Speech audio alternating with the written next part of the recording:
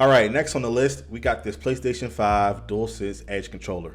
I've been using this for about a year now, so I feel like I can finally give some real honest long-term thoughts on it. So first off, let's talk about the case it comes in. It's this little hard eggshell looking case, and on the back there's a cutout so you can run the charging cable through it and charge the controller while it's still inside.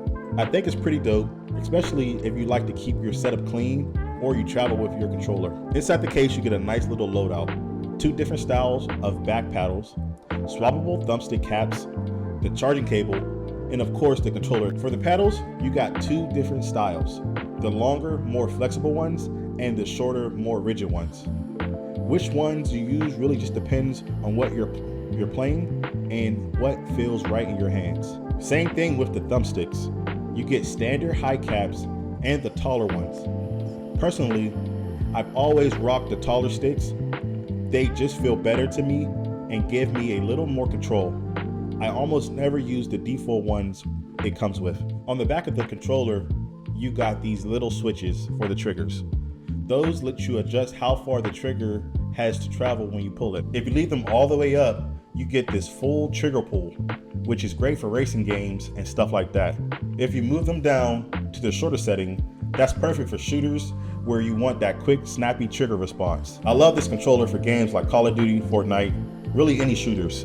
It feels smooth, super responsive, and definitely gives you that pro stuff style controller feel. You're paying that type of price, but it does feel like a premium controller. Down at the bottom, you got the FN buttons too. If you hold those, you can switch between different profiles on the fly. I've got separate profiles set up for Warzone, Fortnite, and 2K. So depending on what I'm playing, I just switch over and all my sensitivities and button layouts are already dialed in. One of the best features on this thing, in my opinion, is the swappable stick modules. So if you start getting stick drift, instead of buying a whole new controller, you can just swap out the stick. It's pretty simple.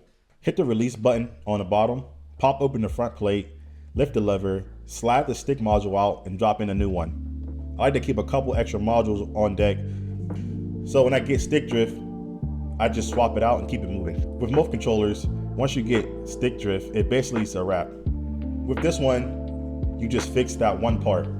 All right, let's get into the pros.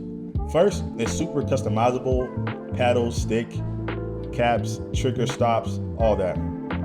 It's great for shooters. It really shines in games like Call of Duty, Fortnite. Those swappable stick modules are a big W. Saves you money for the long term. And overall, it just feels premium. It really does feel like Sony's version of a scuff controller. I used this controller pretty heavily for about a year or maybe a year and a half, and I still haven't had to buy another main controller. The only thing I've really had to worry about are the thumb modules. I did have one little issue where one of the buttons at the point felt like something was stuck in there. I hit it with a little bit of compressed air, and after that it was fine. No issues since.